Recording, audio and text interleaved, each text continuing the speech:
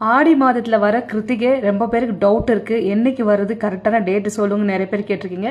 அதாவது ஆடி மாதத்தில் இந்த வாட்டி நம்மளுக்கு 2 கிருத்திகை வந்திருக்கு. அதனால் எந்த கிருத்திகை நம்ம திருவிழா கொண்டாடுவாங்கன்னு நிறைய பேருக்கு டவுட் இருக்குது.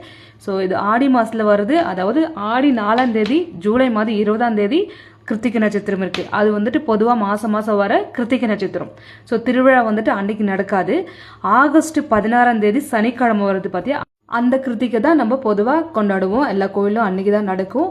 ஸோ இதில் எந்த குழப்பம் தேவையில்லை. ஆகஸ்ட் 16ஆம் தேதி தான் கிருத்திகை நட்சத்திரமும் ஆடி திருவிழாவும் அன்னைக்கு தான் வருது.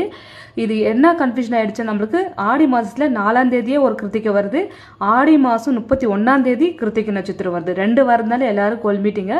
ஸோ கரெக்டான டேட் வந்துட்டு ஆகஸ்ட் 16ஆம் தேதி தான் திருவிழா, ஆடி காவடியெல்லாம் எடுக்கிறது.